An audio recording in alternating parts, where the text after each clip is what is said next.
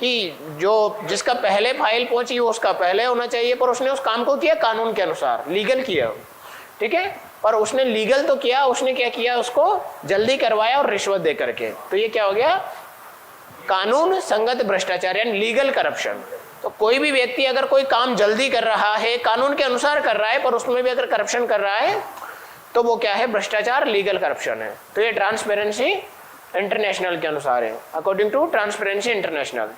ये क्लियर हुए सभी को, कोई डाउट? ठीक है। अब हम बात करते हैं वर्ल्ड, मैं तो वर्ल्ड ही बोल लिख के बोल गया, वर्ल्ड बैंक है ना, वर्ल्ड बैंक के अनुसार, ठीक है भाई, कई बार फ्लो में हो जाता है।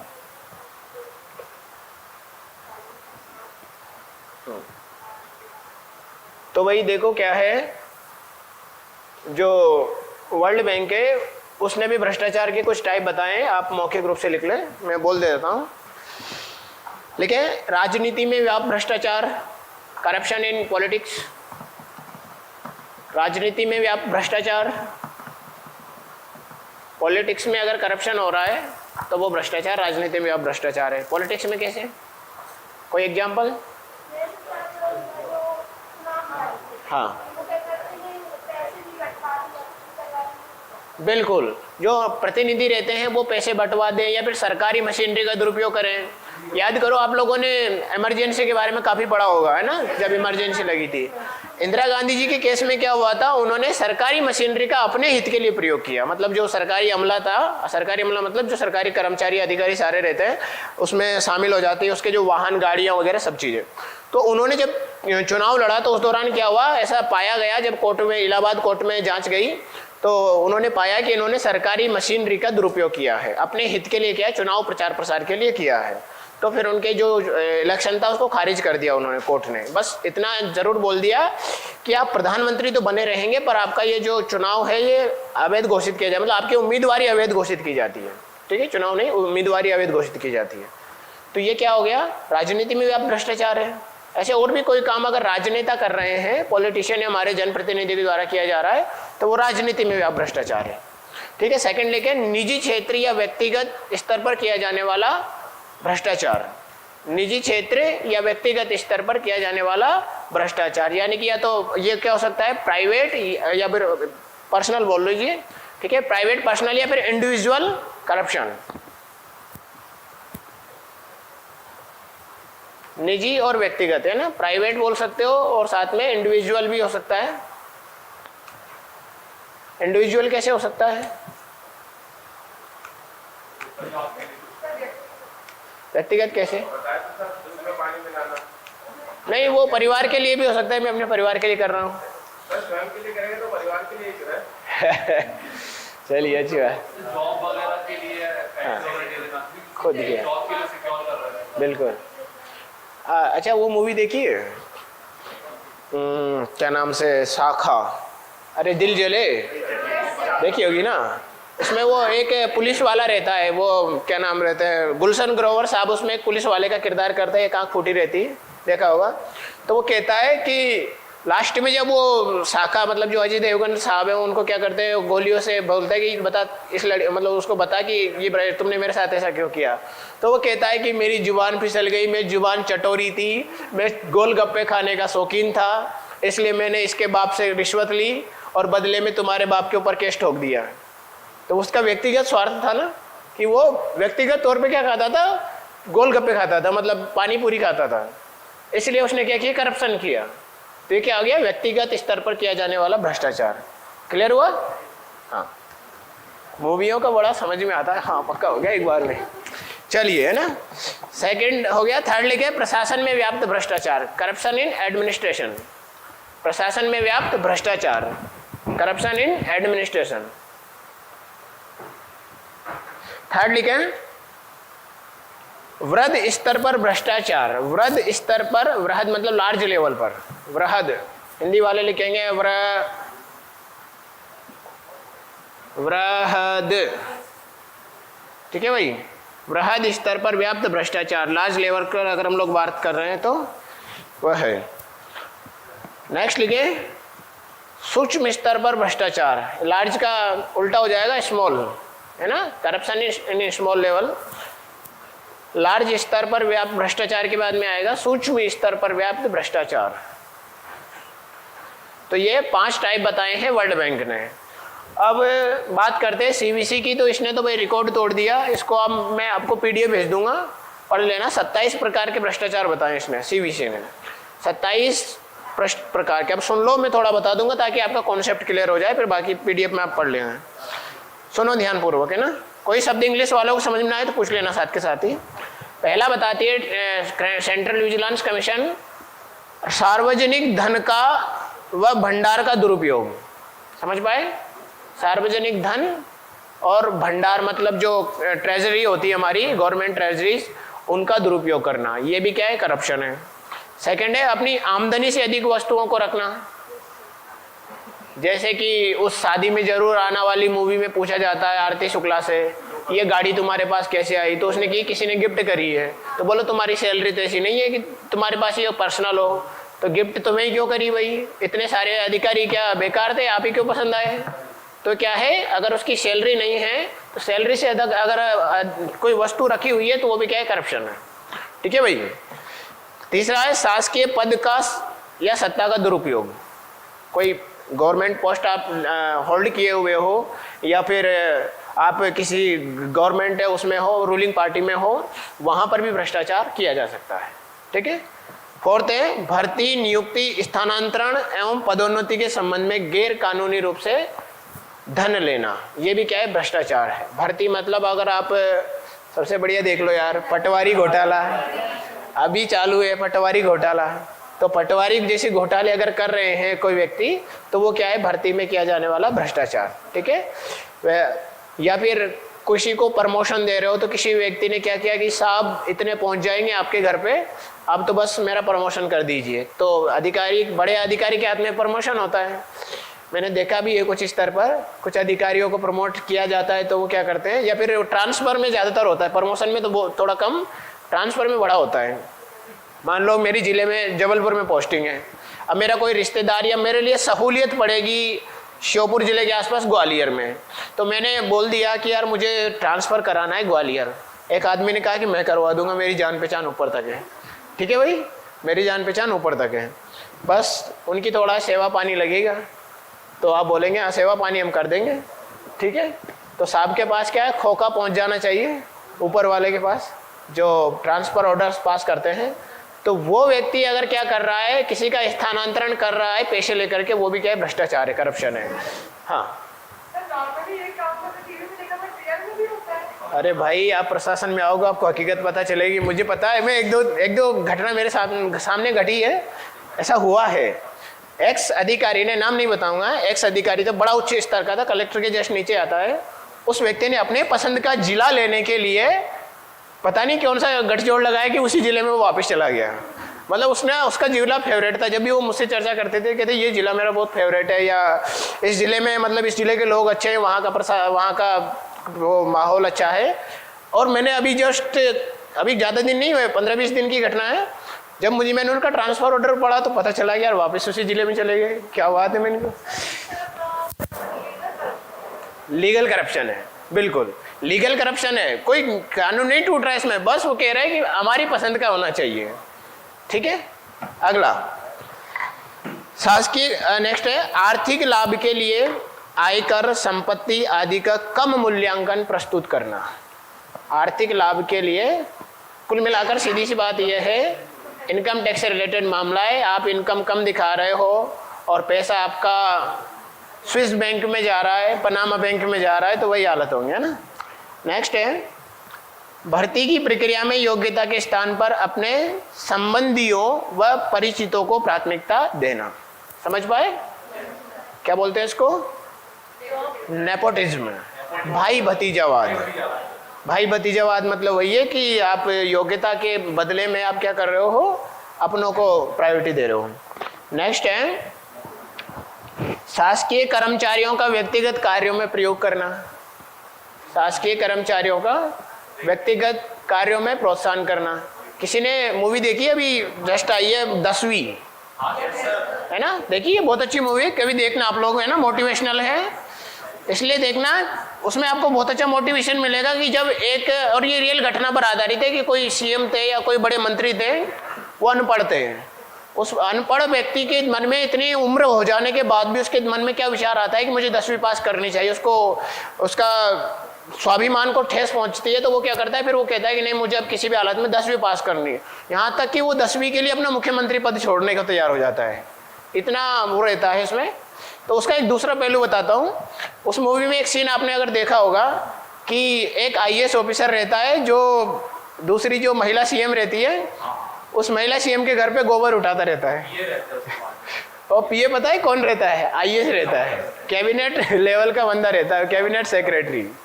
सोचिए एक सरकारी कर्मचारी क्या उसके घर में गोबर उठाने के लिए गया, लेकिन वो उठाता है। क्यों? क्योंकि वो सीएम जो ऑर्डर देगा वही कर पाएगा। इतना पावरफुल होता है पॉलिटिक्स। आप आइए, और ये रियलिटी है। आप कह रहे हो ना कि क्या ये हकीकत में भी होता था, मूवियों में देखा है। मूवी क्या है? मूवी क्या है? मूवी है साहित्य, ठीक है भाई, साहित्य है, लिटरेचर है। और आपने ये डायलॉग तो सुना ही होगा, साहित्य समाज का दर्पण होता है। और यूपीएससी ने इसको घुमा के पूछा है 360 डिग्री एंगल में। यूपीएससी ने कैसे पूछा है कि साहित्य समाज का दर्पण है या समाज साहित्य का दर्पण है? बताए, उल्टा पूछा उसने। मतलब यूपीएससी पूछना चाह रहा है कि क्या जो समाज में घट रहा है उसको साहित्य में दिखाया जा रहा है। साहित्य मतलब वही नहीं है जो लिखित में रहता है। मूवियाँ, जितने भी डॉक्यूमेंट्री बनती हैं, ये गाने बनते हैं, जितने भी वो चित्रकला के माध्यम से भी बहुत लोग कार्टूनिस्ट जो रहते हैं ना, कार्टून बनाते हैं। आपने कभी कोई यूट्यूब में वो कार्टून देखे होंगे जिसमें किसी नेता पर प्रहार किया जाता है, नेताओं के कार्टून बनाकर दिखाए जाते हैं, वो सारा साहित्य है। साहित्य एक लार्ज कॉन्सेप्ट है। तो उस साहित्य में ये बात कह रही है यूपीएससी कि क्या जो समाज में घट रहा है उसको साहित्य दिखा रहा है, या फिर जो साहित्य दिखा रहा है उसको समाज अप्लाई कर रहा है। दो उदाहरण बताता हूं। पहला समझो, आप लोगों ने अभी कोई मूवी देखी है छपाक? किसी एसिड अटैक महिला के ऊपर दीपिका पादुकोण जी उसमें क्या करती है, रोल करती है कि एसिड अटैक के कारण किसी लड़की की जिंदगी के कितनी बदतर हो जाती है, उस मूवी में दिखाया जाता है। तो ये छपाक क्यों बनाई गई? ताकि उन महिलाओं की संवेदना लोगों तक पहुंचाई जा सके जो उसके बारे में अवेयर नहीं है या फिर ऐसी घटनाएं कर सकते हैं, ताकि वो युवा जानकार बने कि एक महिला के ऊपर अगर एक ऐसी लड़की के साथ में अगर ऐसी घटना घटती है तो उसका आगे का जीवन कितना बदतर हो जाता है। तो वो समाज में घट रहा है, उसको क्या किसमें दिखाया? साहित्य में। मूवी मतलब साहित्य। दूसरी घटना, अभी मूवी आई थी केजीएफ, है ना। इसके पहले एक हीरो आए थे हनी सिंह, इसके पहले एक और हीरो आए थे सलमान खान, मतलब तेरे नाम। अब देखो, जब तक सलमान खान तेरे नाम वाले नहीं आए उसके पहले कोई लोग इसी बीच की वो नहीं बनाता हेयर स्टाइल। लेकिन जैसे ही वो मूवी आई सभी लोग पागल होकर के ऐसे बन गए। पर जब हनी सिंह आए तो सभी लोगों ने हनी सिंह को फॉलो किया और बाल छोटे हो गए।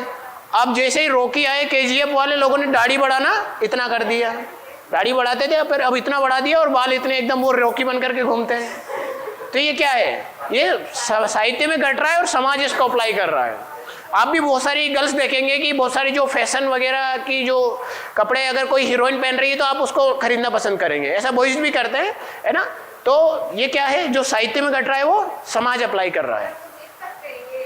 बिल्कुल लिखिए, आप आराम से लिखिए। मैं कहता हूँ आप आईएएस दिव्या तनवर का एग्जाम्पल देखिए, उन्होंने हर चीज को लिखा है, मतलब घटित घटनाओं को। आयुषी सिंह है, मतलब आयुषी जैन है, 2019 की आईएएस है, उन्होंने भी यही कहा है कि मैंने प्रैक्टिकल घटनाओं को लिखा है, अपने जीवन की घटनाओं को लिखा है, साहित्य की चीजों को लिखा है। बिल्कुल, बस आपका सेंस उसमें सही जाना चाहिए, है ना। ठीक है, तो मैं क्या बता रहा था? क्या बता रहा था? अरे केजीएफ से और आगे जाओ यार। साहित्य समाज का दर्पण, उससे पहले काम कौन से टॉपिक में थे? आर्थिक लाभ के लिए, नेपोटिज्म वाला। ठीक है, हाँ, ये बता रहा था शासकीय कर्मचारियों का व्यक्तिगत कार्यों में प्रयोग करना। तो उस मूवी में ये दिखाया जाता है कि कैसे एक सरकारी पद पर तैनात व्यक्ति है, उसको अपने पर्सनल कार्य के लिए वो महिला मुख्यमंत्री यूज कर रही थी 10वीं मूवी में। तो ऐसा गलत है। अगर किसी भी सरकारी अधिकारी का अपने हित के लिए प्रयोग करोगे तो गलत है। आपने बहुत सारी घटनाएं देखी होंगी कि कोई पुलिस वाला रहता है, किसी साहब के अंडर में काम करता है उसकी रक्षा के लिए। कई बार साहब ऑर्डर देते हैं, जाओ गाड़ी ले जाओ, मेरे बच्चों को स्कूल से ले आओ। ये गलत है, इलीगल है। अगर कोई सरकारी वाहन है, आप आईएएस बनोगे और आप आईएएस बन रहे हो, आईएएस या कोई भी पद धारण आप कर रहे हो, आपको एक गाड़ी दी जाएगी सरकार के द्वारा, किसकी सेवा के लिए? जनता के कार्यों को जल्दी करने के लिए। और आप उस गाड़ी में अपने लोगों को बिठाकर घुमा रहे हो, अपने बीवी बच्चे, अपने पति, अपने घर वालों को बिठा के घुमा रहे हो, तो वो गलत है, नहीं घुमा सकते, नहीं घुमा सकते। जो सोच रहे होंगे कि मेरे पापा को, मेरे मम्मी को मैं गाड़ी में बैठ के घुमाऊंगा या घुमाऊंगी, वो इलीगल है। सरकारी मशीनरी या सरकारी व्यक्ति का अपने व्यक्तिगत हित में प्रयोग नहीं कर सकते। सबसे बेस्ट एग्जाम्पल है इसका, अगर लिखना हो कभी, इसके लिए रोल मॉडल उनका भारत के दूसरे प्रधानमंत्री कौन है? लाल बहादुर शास्त्री का। जब उनका परिवार दिल्ली घूमने आता है तो कहता है गाड़ी भिजवा दो, कहते हैं मेरे पास पैसे नहीं है, किराए की गाड़ी लेकर आओ। प्रधानमंत्री ये बंदा, उस प्रधानमंत्री ने अपने परिवार वालों को गाड़ी लिए नहीं भेजी, किराए से उसके घर वाले आए, अपनी सैलरी से अपने घर वालों को दिल्ली घुमाया। समझ पाए? अपनी सैलरी से अपने घर वालों को दिल्ली घुमाया और छोड़कर भी अपने पैसे से आए। मतलब इतना सख्त बंदा था, अपने नियमों का इतना पालन करता था, इतना भी दुरुपयोग नहीं किया सरकारी मशीनरी का। बोलो सरकार के काम है जनता के हित के लिए, अपने व्यक्तिगत हित के लिए नहीं। अगर आप इतना कर सकते हो तो जाओ, पर वो कहते हैं ना, हाथी के दांत। हाँ चलो आगे। अगला है जन्म तिथि एवं समुदाय संबंधी जाली प्रमाण पत्र तैयार करना। तो ये आपने अपने जीवन में हो सकता है किसी ने फैस भी किया हो, किसी को रिश्वत दी हो सिग्नेचर करने के लिए। मैंने दिया है तहसीलदार को, वो 50 रुपए लेता था साइन करने के आय जाति प्रमाण पत्र पर। मैं एक बार कराने गया तो 50 रुपए देने पड़े मुझे, बहुत पहले की बात थी। तो जाली तो नहीं, पर उसने करप्शन तो किया है, लीगल करप्शन है। एक रेल एवं वायुयान में सीट सुरक्षित करने में अनियमितता का होना। समझ गए? 11 वाला है मनी ऑर्डर, बीमा एवं मूल्य देय पार्सलों को आदि को न देना। मतलब मनी ऑर्डर आ रहा है कहीं से, अगर कोई कर्मचारी है वो उसको छुपा ले रहा है, बोला आपका नाम का तो कोई मनी ऑर्डर आया ही नहीं, अब कहाँ पकड़ेंगे आदमी, कहाँ, है ना? अगर कोई डाकिया भी अगर ऐसा करप्शन कर रहा है तो हो सकता है ना। नए डाक टिकटों को हटाकर पुराने डाक टिकट लगाना। डाक टिकट एक प्रतीक होता है पैसे का, कि सरकार को आपने कुछ पेमेंट दिया है। अब कोई बहुत सारे होशियार आदमी क्या करते हैं, डाक टिकट तो कुछ यूज होते नहीं है, पुराने वालों को चिपका देते हैं और जो पैसे बचते हैं उसको रख लेते हैं। तो ये गलत है, यानी ये सरकारी अधिकारियों के लिए है। आयात एवं निर्यात लाइसेंस देने में असहयोग एवं अनियमितता का होना। ठीक है, अगर कहीं हमें इम्पोर्ट एक्सपोर्ट करना है, उसमें लाइसेंस चाहिए, है ना, खरीदने बेचने में, तो अगर वो लाइसेंस देने में हम लोग क्या कर रहे हैं, अनियमितता कर रहे हैं, मतलब कि नियम का पालन नहीं कर रहे, तो वो क्या गलत है, करप्शन है। ठीक है। नेक्स्ट है शासकीय कर्मचारियों की जानकारी एवं सहयोग से विभिन्न फर्मों द्वारा आयतित एवं निर्धारित कोटे का दुरुपयोग करना। ये क्या है? हाँ, ये क्या है, कोई भी गवर्नमेंट एम्प्लॉय है, अगर उन्होंने कहा है कि इसके लिए ये इतना कोटा निर्धारित किया गया है इस क्षेत्र के लिए, अगर उसमें कुछ दिक्कत है, जैसे मान लीजिए एक उदाहरण समझिए, कोई बैंक है, सरकारी क्षेत्र का बैंक है, ठीक है। अब सरकारी क्षेत्र हो या प्राइवेट क्षेत्र हो, आरबीआई कहता है, आरबीआई आप इकोनॉमी पढ़ोगे तो आपको समझ में आएगा, है ना, शाख विभाजन, नहीं शाख विभाजन नहीं, ऐसा आता है कॉन्सेप्ट, जिसमें क्या करते हैं, क्षेत्र निर्धारित कर देते हैं प्रायोरिटी सेक्टर कि एग्रीकल्चर को इतना लोन देना पड़ेगा, है ना, और जो सेकेंडरी इंडस्ट्री है, मतलब उद्योग है, उनको इतना देना पड़ेगा, मछली पालन में इतना देना पड़ेगा, ऐसा उसमें निर्धारित रखते हैं बैंक, इतना तो देना ही पड़ेगा। अब मान लो कि एग्रीकल्चर के लिए बोला कि आपको कम से कम जितना भी लोन आप बांटते हो, किसी बैंक के लिए निर्देश है, और उस बैंक के द्वारा बोला गया कि हम इस क्षेत्र में हम 20% लोन केवल एग्रीकल्चर सेक्टर में देंगे। पर अगर वो बैंक वाला बेईमान निकला, तो उस बैंक वाले ने क्या किया कि बोल तो दिया हम दे देंगे, लेकिन उसने क्या किया, अपने मित्र कोई उद्योगपति को क्या किया, वो एग्रीकल्चर वाला पैसा भी उसको दे दिया। तो ये क्या है, ये गलत है। जितना कोटा जिसके लिए निर्धारित किया गया उसको उतना मिलना चाहिए। ठीक है। नेक्स्ट है टेलीफोन कनेक्शन देने में अनियमितता एवं लापरवाही। ये क्या है?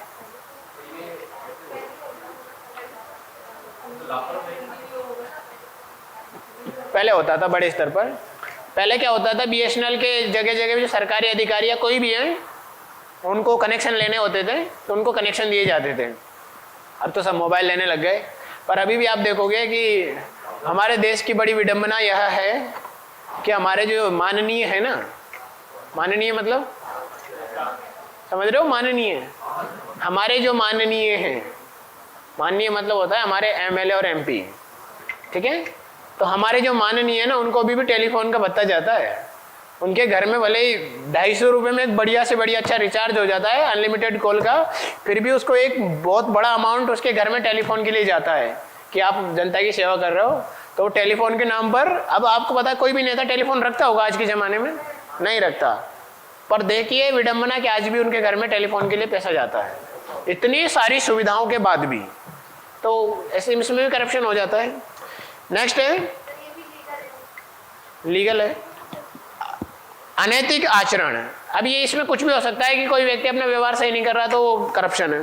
अगला है उपहार ग्रहण करना, गिफ्ट लेना, तो ये तो आप समझते हो सब लोग। आर्थिक लाभ के लिए आयकर, संपत्ति कर आदि का कम मूल्यांकन करना। अब इसको समझिए, इसको क्या कह रहा है वो। आर्थिक लाभ के लिए मतलब वही है कि कोई व्यक्ति अगर अपनी जितनी इनकम है उसको अगर कम दिखा दे रहा है ताकि मुझे कम टैक्स पे करना पड़े, तो वो क्या है, इस प्रकार का करप्शन कहलाता है, ठीक है। नेक्स्ट है स्कूटर कार खरीदने में, अब सीवीसी तो इतना भी गहरा चला गया, स्कूटर कार खरीदने में स्वीकृत अग्रिम धन राशियों का दुरुपयोग करना। ये मतलब ऐसा है कि अगर कोई लोन बांट रहा है, कार लोन बांट रहा है, अगर कोई बाइक लोन बांट रहा है और उसमें स्वीकृति मिल गई है, पर वो बैंक का कर्मचारी बोल रहा है कि नहीं अभी आपको मंजूरी नहीं मिली आपके पैसे को, और किसी और को उसने पैसा दे दिया, उसके मामले को अटका दिया, तो भी क्या है, करप्शन है। नेक्स्ट है विस्थापितों के दावों को निपटाने में अनुचित विलंबन। जो डिस्प्लेस्ड पर्सन रहते हैं ना, मतलब विस्थापित एक स्थान से दूसरे स्थान पे चले जाते हैं या फिर दूसरे स्थान से आ जाते हैं, उनके मामलों को निपटाने में भी अगर कोई व्यक्ति क्या कर रहा है, डिले कर रहा है या डिले नहीं भी कर रहा है, उसमें पैसे लेकर के मामलों को रफा दफा कर दे रहा है, तो भी क्या है, गलत है, ठीक है। आवासीय भूमि के हिस्से में क्रय विक्रय के संबंध में धोखा देना, यह भी बड़े स्तर पर होता है कि अभी आप जाओगे एमपीपीएससी वाले खासकर, क्योंकि यूपीएससी वालों के लिए तो हो सकता है कोई और भी पोस्ट हो, वो मूवी भी इसी पे बनी है, शादी में जरूर आना। वो महिला क्या रहती है, सब रजिस्ट्रार रहती है।